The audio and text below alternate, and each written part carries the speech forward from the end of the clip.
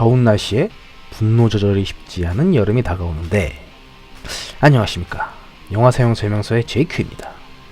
이번에 소개해드릴 영화, 불쌍한 돼지들과 자비 없는 화난 새들의 이야기, 앵그리버드입니다. 앵그리버드, 대부분 잘 아시는 모바일 게임이죠. 스마트폰이 본격적으로 자리 잡을 시절, 우리네 스마트폰 게임에서 잘 나갔던 앵그리버드. 물론 전 안 했습니다. 어떤 게임인지 알고 있었지만 제 취향이 아니라서 전 하질 않았습니다.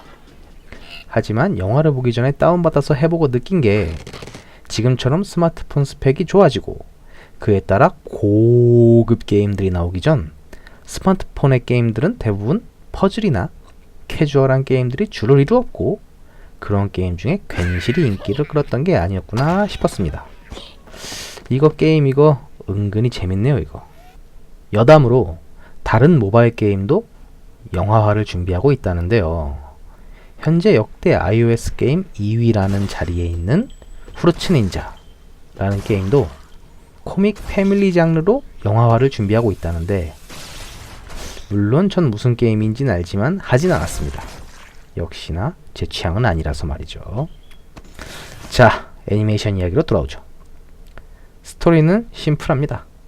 새들이 사는 섬에 처음 보는 피그들이 등장하여 평화롭고 아름다운 문명을 맞이하는 줄 알았으나, 이들의 목적은 알이었고, 이를 눈치챈 주인공 레드는 경고하지만 아무도 들어주지 않자 이 상황을 타개하기 위해 전설의 레전드 마이티 이글에게 지혜를 구하고, 결국 마을의 모두가 합심하여 피그들로부터 알들을 무사히 구출하는 내용입니다.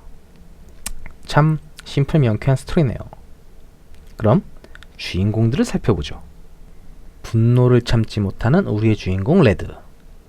하지만 단순히 분노를 참지 못하는 분노 조절 장애자가 아닌, 애니메이션을 보시면 분노를 일으킬 수밖에 없는 상황이 주인공에게 너무 자주 일어납니다. 부모도 없는 고아 출신에 어린 시절 수검댕이 눈썹이라고 놀림받으며 불우한 유년기를 보내고, 남들과 조금 다르다는 이유로 야유와 손가락질을 받는 가련한 주인공의 레드. 어떤 일로 분노 조절 상담 치료를 결정받고 상담 치료하는 곳에서 주인공의 동료들도 만나게 됩니다. 엄청나게 빠른 척, 폭발하는 밤, 저거너트 테렌스, 그리고 치료 선생님 마틸다를 만나게 되는데요. 척은 엄청 빠른 움직임이 특징입니다. 영화 엑스맨에서 퀵실버를 패러디한 장면까지 보여주는 척. 폭발하는 밤은 제가 개인적으로 제일 마음에 들었던 친구입니다. 덩치 크고 살짝 둔하지만 언제 터질지 모르는 재미난 친구 밤. 그리고 테렌스, 이 친구는 그냥 딱 저거너트네. 저거너트. 딱 말도 없고 덩치도. 네. 그리고 치료 선생님 마틸다.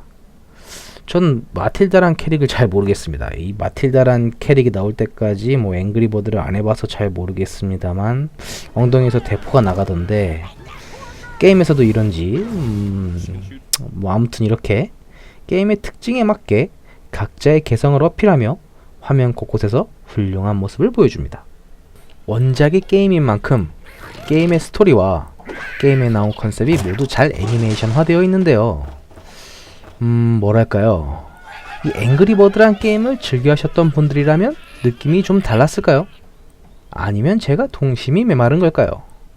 제가 이 앵그리버드를 보고 느낀 건, 저는 분명히 몬스터 주식회사, 슈렉, 인크레더블, 카, 라따뚜이, 월리, 쿵푸팬더, 랭고, 장화시는 고양이, 가디언즈, 몬스터 대학, 마다가스카의 펭귄, 미니언즈, 인사이드 아웃, 그리고 명작인 히맨까지 분명히 다 애니메이션을 즐겁게 보며 즐겼는데, 유독 이 앵그리버드는 주인공들의 감정이나 상황에 공감대 형성은커녕 동심과 모험감을 느끼지 못하고, 남들과 개성이 다른 주인공이 이상하다고 손가락질하는 사회와 알을 뺏어간 피그나라로 쳐들어가 무자비하게 피그나라를 쑥대밭으로 만드는 새들을 보면서 애니메이션의 재미보단 피그들의 걱정과 안쓰러움, 새들의 사회는 마치 현재 우리네 사회의 이면을 보여주는 듯한 그런 느낌이 들었습니다.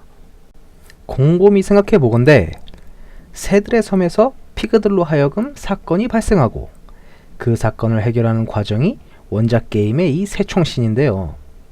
사건이 발생하고 사건을 해결하는 데 있어서 너무 일방적이라고 할까요? 피그들과의 첫 만남에선 친절과 평화로 엄청난 친화력을 보여주던 새들이 피그 나라에 가서 묻지도 따지지도 않고 다짜고짜 피그들이 살고 있는 집으로 무차별 폭격을 가합니다. 마치 어느 나라의 성전을 연상케 하듯 말이죠. 물론 피그들도 자신의 나라를 지키기 위해 반격을 합니다만 이 애니메이션에서 보여주는 비주얼의 파괴력은 새들의 폭격이 압도적입니다. 오히려 악당인 피그들이 불쌍해 보이기까지 하네요. 보시면 피그들이 참 양심이 있는 놈들입니다. 알들을 훔치고 새들의 보금자리를 파괴하지만 인명피해는 제로입니다. 새들의 알을 훔치기 위해 새들에게 성대한 파티를 열어서 모두 모이게 하여 사상자가 아무도 없는 모습을 보여주기까지 하죠. 새들이 무차별 폭격하는 새총씬은 물론 게임에서의 재미인 새총을 쏴서 장애물을 쓰러뜨리는 재미를 그대로 재현하고자 했지만 오히려 이 장면이 통쾌함이나 시원함을 주기보단 평화로이 집에서 피그들이 지내다가 갑자기 들이닥친 폭격으로 집을 잃어버려 오히려 새들이 악당이 되어버리는 주객전도된 상황으로 보여진다는 겁니다.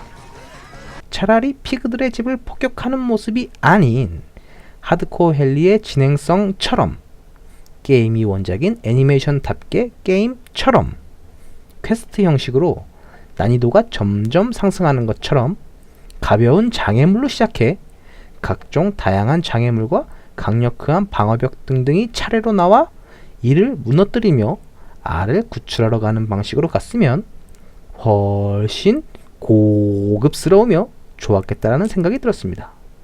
네, 물론 전체 관람가 애니메이션에 너무 진지 빨고 접근한 것이 아니냐라고 하시겠지만 위에서 언급한 제가 봤던 수많은 애니메이션들을 보면서 느낀 재미와 모험심 그리고 감동과는 전혀 다른 뭔가를 떠올리게끔 해주는 저에게 있어서만큼은 큰 재미를 느끼지 못했을 뿐더러 전체 관람가인 애니메이션에서 사건의 해결을 위해 고민 없이 선택한 방법이 모습만 귀여운 애니메이션이지 이렇게 폭력적이고 무자비하며 일방적인 선택을 보여줌으로 인해 혹시나 성장하는 어린 친구들에게 있어서 정서상에서 어떤 영향을 끼칠지 단순히 즐기는 애니메이션이다 라고 하기엔 어린 친구들이 그걸 구분 지을 수 있을지에 대한 의문이 최초로 전체 관람가 애니메이션을 보면서 느끼게끔 해주네요. 최초로 말이죠. 전체 관람가 애니메이션에 혼자 진지 빨고 접근한 게 아니냐 하는 의문문을 품지만 저는 분명히 다른 애니메이션이 주던 동심과 모험감 재미보단 피그들이 불쌍해 보이는 애니메이션이었다라고 이야기하면서 이상 JQ의 영화 사용 설명서였습니다. 다음에 좀 더 모험심이 가득한 리뷰로 찾아뵙도록 노력하겠습니다. 끝까지 봐주셔서 감사해요. 안녕. 근데 나만 이렇게 느낀 거야?